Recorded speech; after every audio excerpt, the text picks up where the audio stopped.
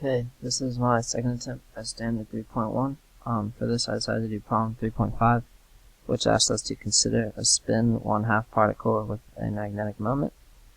It says at a time t equals 0, the state of the particle is the state of the particle is equal to the positive z direction. It says for part A, if the observable Sx is measured at time t equals 0, what are the possible results and the probabilities of those results? So the eigenvalues of Sx are positive h bar and negative h bar. We can just get that from the book. So in order to get the probabilities of the x-hat direction, we have to take the inner product of the observable we want to measure, and the initial state. And then we take the modulus of that, and then we square it. So going through those steps, we simply get 1/2, and then we go through the same steps for the negative x direction, except we obviously switch this ket, and we get a probability of 1/2. So basically the possible results are in the x-hat direction. The possible results in the x-hat direction, the positive x-hat direction, is h bar over 2 measurement, and the probability of that is 1/2. And the probability of measuring negative h bar over 2 in the negative x-hat direction is also 1/2. For part B, it says instead of performing the above measurement, the system is allowed to evolve in a uniform magnetic field B equal to B naught y hat. It says to calculate the state of the system in the z sub s basis, the s sub z basis after a time t. So the first thing we need to do is diagonalize the Hamiltonian and find the eigenvalues and eigenvectors. The Hamiltonian can be defined as this: h equal to omega naught sy, where omega naught is equal to E times B naught over the mass of an electron. So to find the eigenvectors of H, we simply do this, and we get E plus times positive y hat direction and E minus times negative y hat direction. So the eigenvectors are these values. These are the eigenvectors right here for the Hamiltonian. The eigenvalues are positive h bar omega naught over 2 and negative h bar omega naught over 2. And those correspond respectively to the positive and negative state. So we need to switch the basis of the Hamiltonian so we can calculate the system.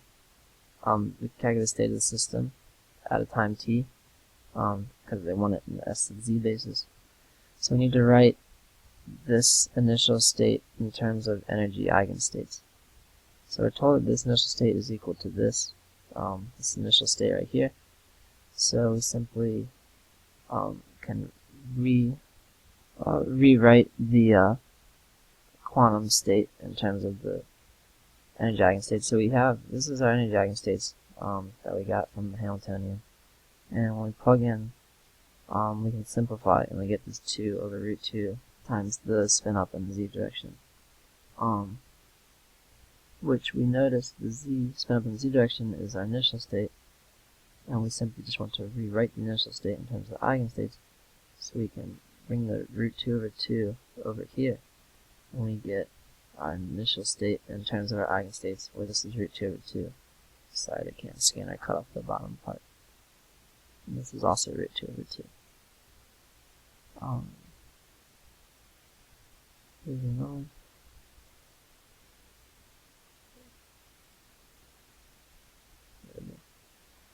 Okay, so to get it in terms of just the general time, because that was the initial state, to get a general time, we can multiply by e to the negative I e sub n t over h bar. So we multiply that through to our states, remembering that e to the n is equal to plus or minus h bar omega naught over 2, respectively, for each for the states that we found for each eigenstate of Hamiltonian, which we found back here, right here. So we can plug that in, and it simplifies the equation, and then to switch back to the z basis, we simply write the y, the spin up y in terms of its regular, it's a notation of the z basis, which is given in the book. So we plug that into here, and this simplifies to this. So this is our our state of the system at a time t in the z basis. And part C says at a time the observable Sx is measured, and asks what is the probability that value of h bar over 2 will be found. To do that, simply you can use this formula where you take the inner product of the spin-up state in the x direction with the quantum state at time t, take the modulus of that and square it, and then we plug in for that, and we end up with 1/2 plus sine omega naught t over 2. So that's a probability of finding the positive h bar over 2. Because remember that the positive h bar over 2 is what corresponds to the spin up direction in the x-axis. Then part D asks us to draw a schematic diagram of the experiments in part C and D, and that can be seen right here. And that is it for our standard for our problem 3.5.